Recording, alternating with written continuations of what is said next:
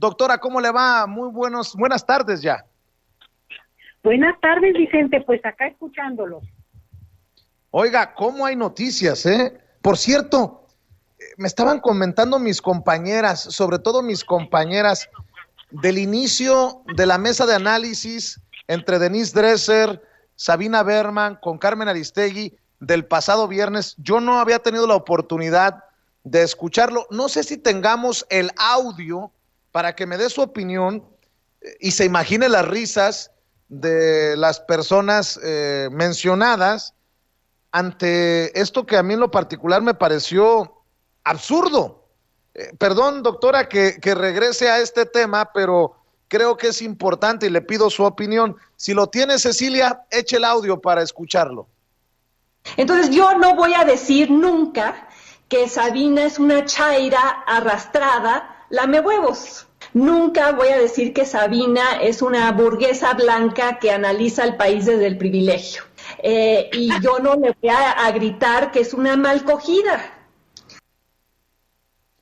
No, bueno, si así inició la mesa de análisis, yo no sabía que había iniciado así, pero pues vaya, qué elocuente Denise Dresser, qué nivel, digo, con mucho respeto, no me quiero meter en camisa de 11 varas, pero pues se ponen de pechito, doctora, así de ese nivel, una mesa de análisis entre tres mujeres. Ay, Vicente, oye, ya me estoy volviendo como abuelita del siglo pasado, pero qué cosas oímos, ¿no? ¿Qué es esto? ¿Qué necesidad de esa agresión verbal, de esa autocalificación o descalificación, o formas de querer, no sé, marcar raya, marcar distancia, de no sabemos ni de qué ni de quiénes?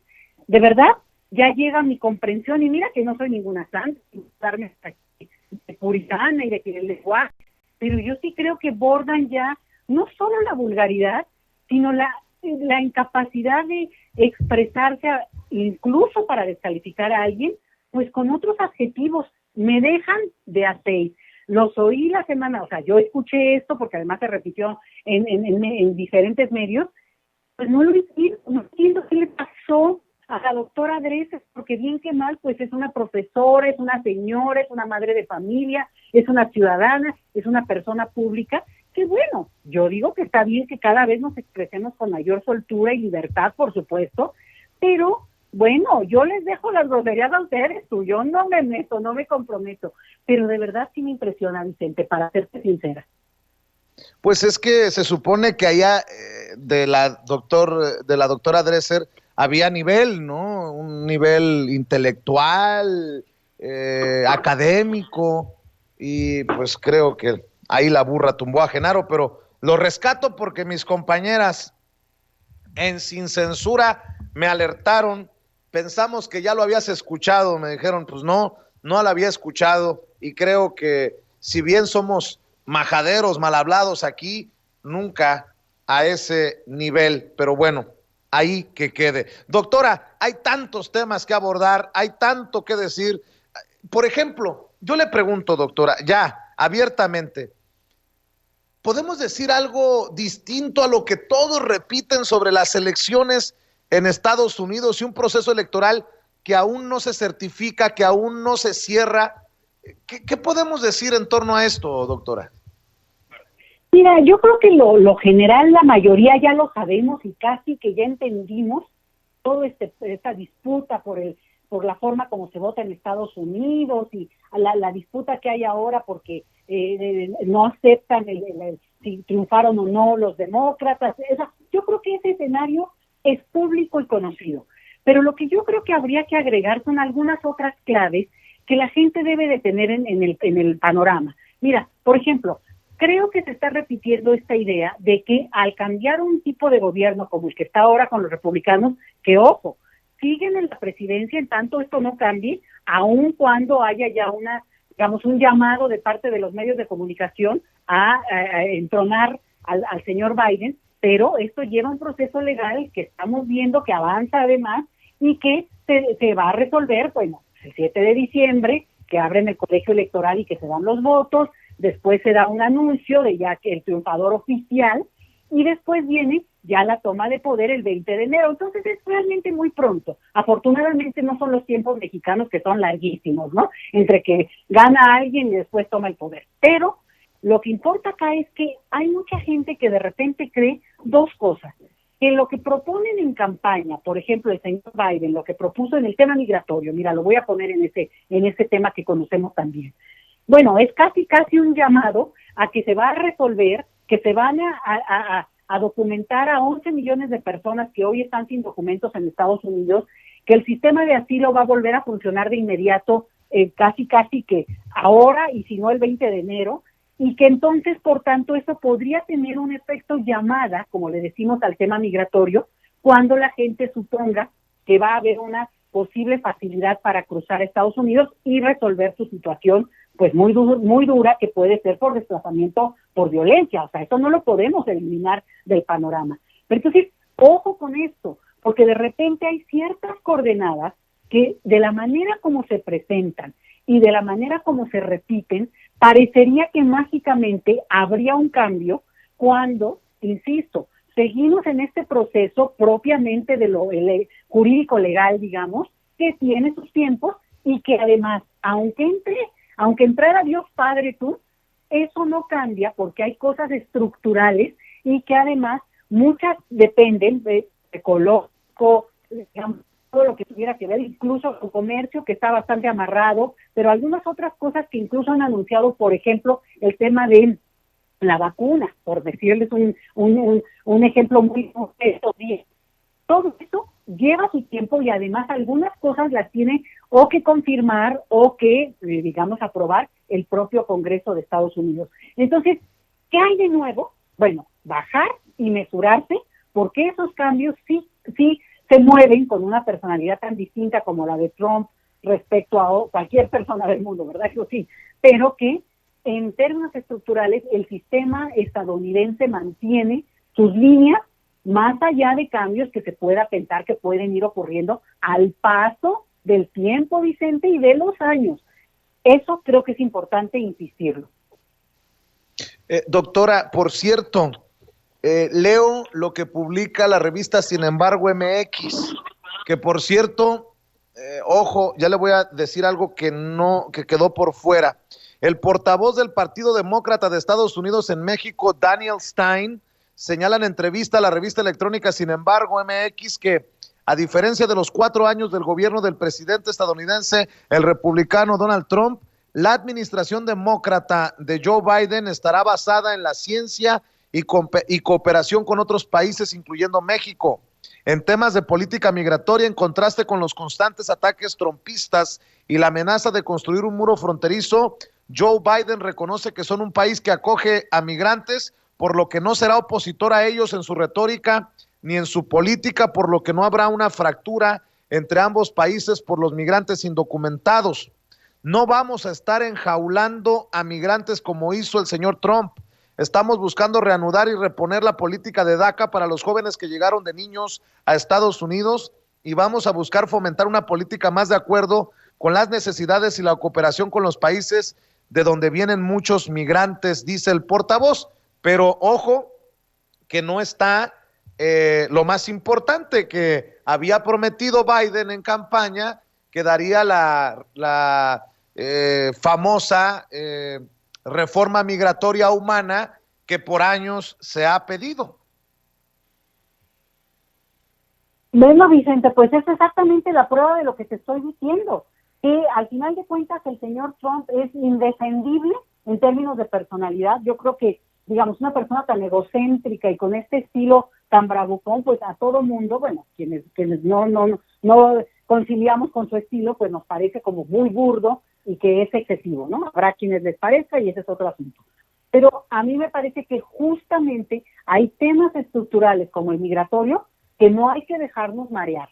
Evidentemente hay que negociar desde otras coordenadas, evidentemente esperamos y deseamos cambios, por lo menos que desde la retórica también se pueda dar, porque mira, algo que pasó muy grave en Estados Unidos es una retórica tan fuerte, tan dura, tan xenofóbica de parte del propio presidente, permitió y permeó que muchas autoridades tuvieran una actitud pues muy cruel y además justificada en términos de la ley porque su propio presidente lo estaba avalando contra la población inmigrante en ese país.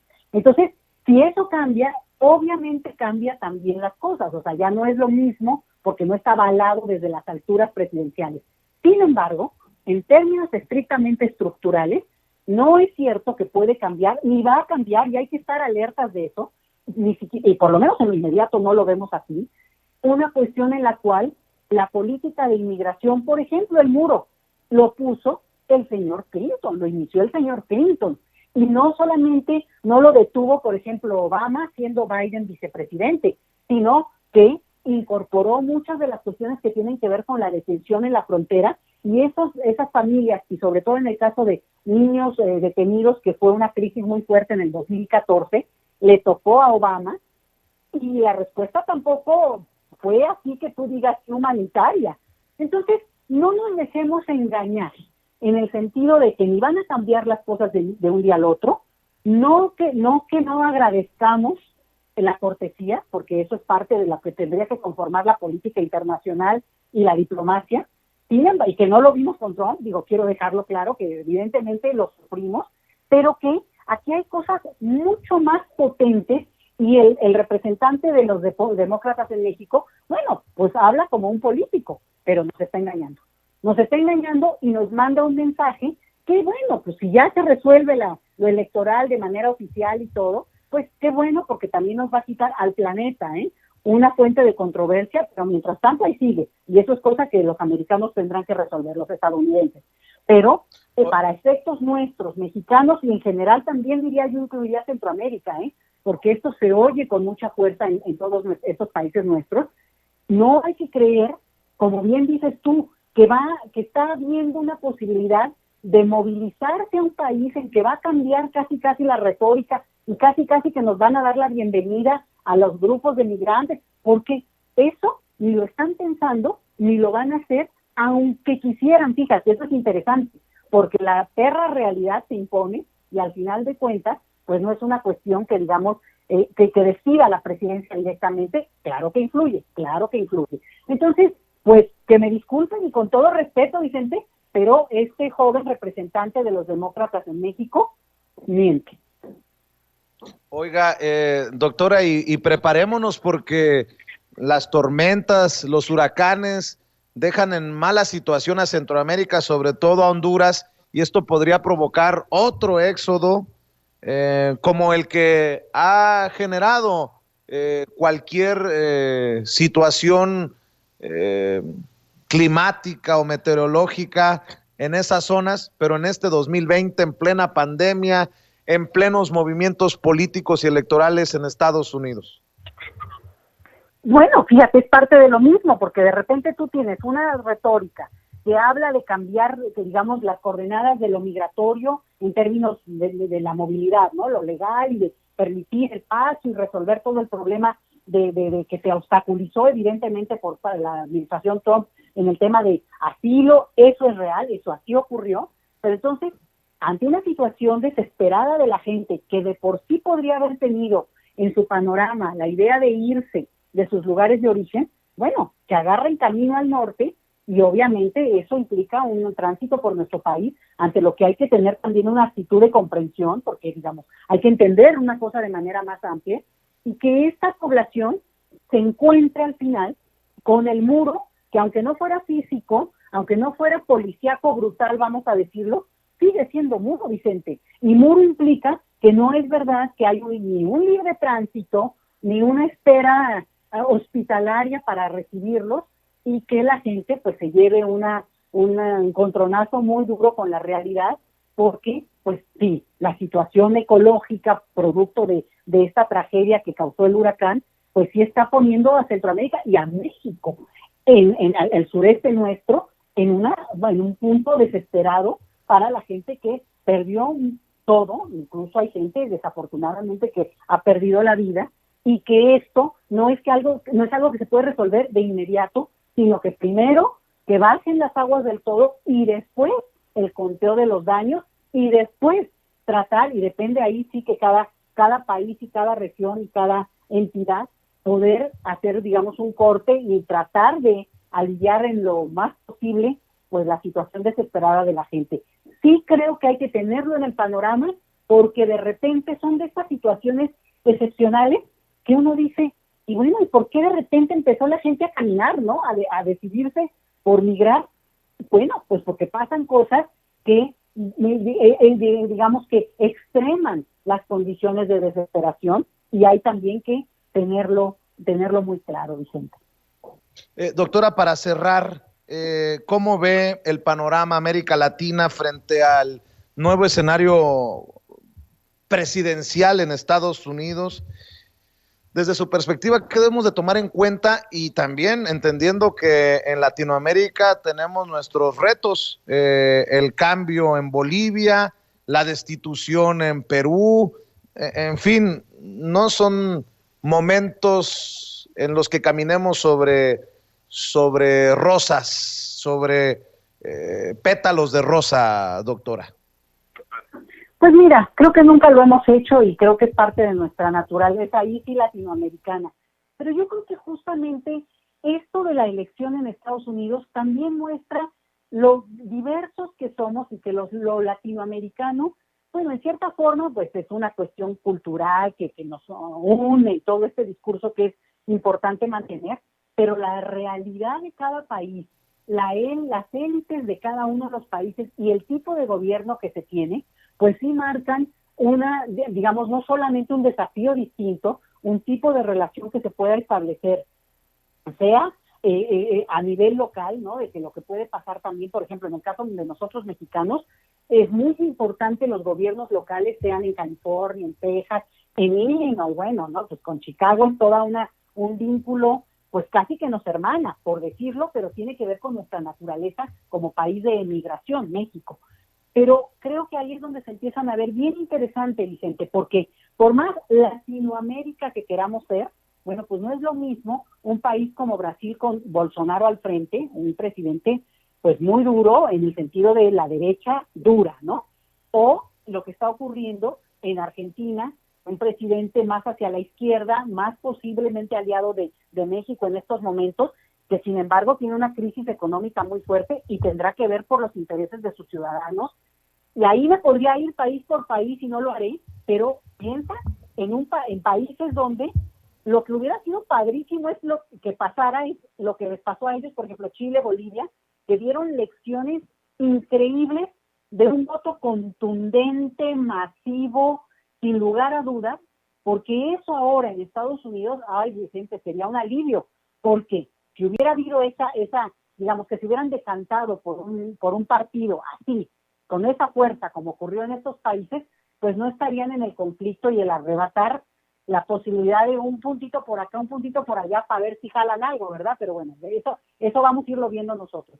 Pero sí me parece que el escenario para la región latinoamericana cobra vigencia en un sentido, pero que hay que tener claro que somos muy distintos, y nada más quiero enfatizarlo con América Central, porque parte de la propuesta, por lo menos de propuesta de campaña de Biden, menciona la idea esta de invertir para el desarrollo en América Central.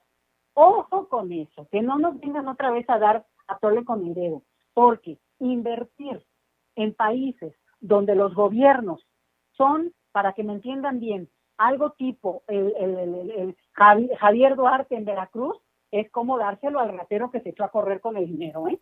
Entonces, aguas, porque a veces estos planes son mucho más con la intención de controlar y entrar a la parte digamos, de la disputa que las élites tienen, porque no podemos negar que parte de lo que provoca el éxodo centroamericano, por ejemplo en Honduras, no es solo esto que yo mencionaba como el huracán, que podría tener un impacto, sino el propio tratamiento que las élites de ese país, y la presidencia específicamente, pues tienen, siendo de las élites más ricas de Centroamérica, ¿eh? Ojo, nada claro. De que pobrecitos, pobre la población, jodidos la población.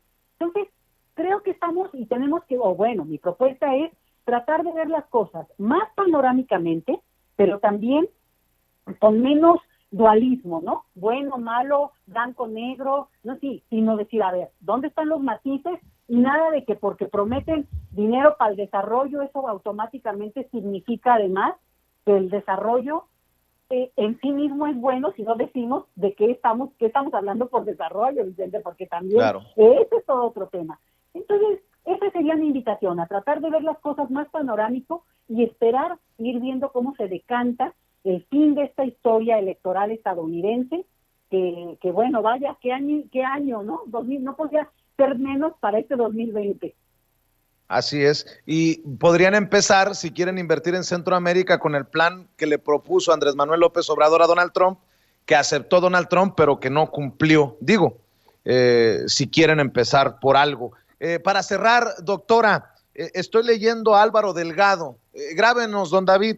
Álvaro Delgado, corresponsal de la revista Proceso, coconductor del programa de televisión y de radio Los Periodistas, escribe en Twitter: ojo, con la supervisión desde las sombras del jefe máximo de la oposición a López Obrador, el magnate Claudio X González, los presidentes del PRI, el PAN y el PRD se reunieron en el Hotel Royal Pedregal con un grupito de Sí por México para unirse en las elecciones y hasta candidaturas ofrecieron.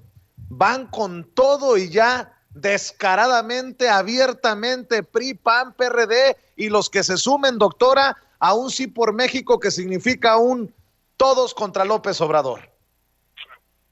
Pues mira, que están en su derecho ciudadano, en su capacidad de movilización, y ahí lo que sería interesante, y creo que lo habíamos comentado ya, es, pues, el sí es, pues digo, como tan ambiguo, tan vacío, tan hueco, porque no dice nada. ¿Quién fregados en esta vida no va a estar a favor de que nos vaya bien a todos? De que lo positivo sea el mensaje que prime en nuestra sociedad. Entonces, cuando lo plantean así, bueno, pues puede sonar así como medio atractivo para algún inocente o para no decir más feo, como que alguien distraído, Vicente.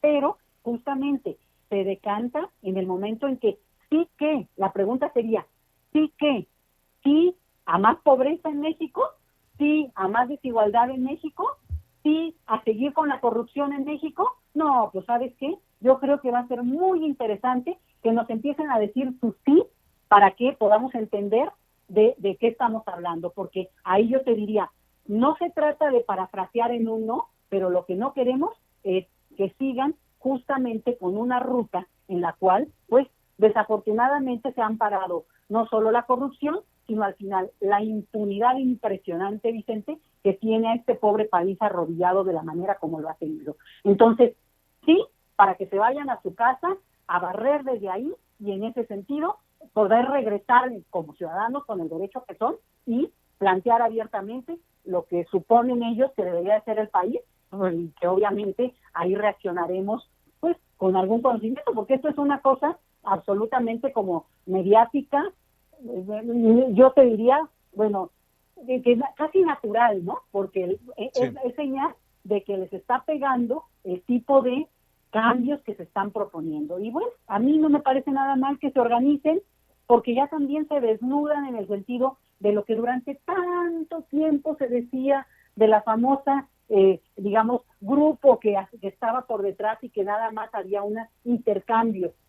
Digamos, se pensaba que podría haber un poquito más de disidencia interna, pero bueno, evidentemente no la hubo, y el que paga manda, Claudio X González, Vicente. Chécate eso, es gravísimo. Al final, quien los atrae es un empresario que su elemento para atraernos es el dinero. Doctora, estamos al pendiente, como siempre es un placer saludarla y escuchar sus opiniones, sus comentarios en Sin Censura todos los martes. Le mando un abrazo, doctora, y que pase excelente día. Igualmente, abrazos a todos, Vicente, y gracias por comunicarse. Es la doctora Leticia Calderón Chelius, experta en asuntos migratorios, investigadora del Instituto Mora, hablando con nosotros sin censura. Recuerde que la puede seguir en Twitter en @Leti Chelius, así como su nombre, Leti Chelius.